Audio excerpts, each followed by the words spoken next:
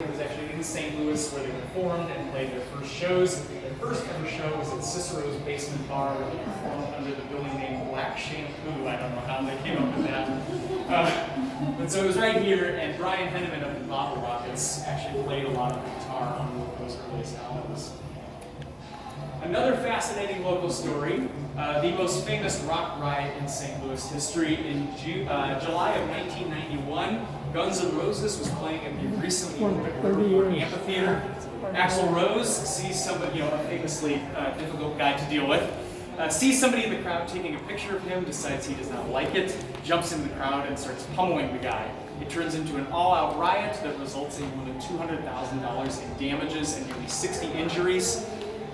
This is a piece of a seat back that someone kept from the riot, and this is a shirt that they were selling at Riverport Amphitheatre later that summer that says Guns N' Roses Riot. On the backside it says, "I survived the jungle." Axl Rose would famously be brought back to St. Louis after Guns N' Roses' tour was over. He was charged with helping to incite the riot. Those charges were eventually all dropped. For the rest of Guns N' Roses' tour that year, he wore a shirt that says "St. Louis Sucks" on it, and if you look at the Guns N' Roses liner notes in one of their albums, I can't remember now, you can find where it has some not very nice things to say about St. Louis. We'll put it at that. He swore they would never play St. Louis again, but Guns N' Roses eventually did come back in 2017. They played the Dome downtown.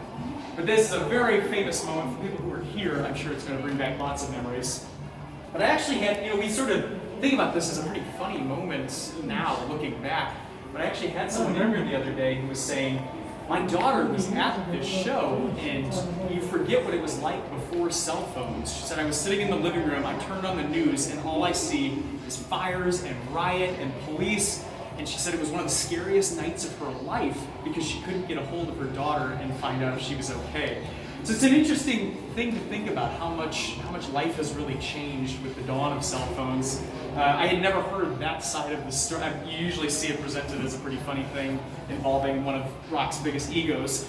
But that's a pretty interesting look at multiple sides of some of these stories and how complex music can be. Moving into this section right here, we talk about the rise of hip-hop. Similar to punk rock, hip-hop is seen as usually an East Coast or a West Coast thing. People for a long time paid little attention to what was happening anywhere in between, and certainly weren't coming here looking for opportunities to offer artists records. So this banner you see up here is a hand-painted banner from one of the first hip-hop shows on the St. Louis airwaves. African Alert hit the airwaves in 1988. It was a show of Russ Gerard and DJ G Wiz, who is still a huge hip-hop force in St. Louis. It's sort of the trunk of the St. Louis hip-hop family tree.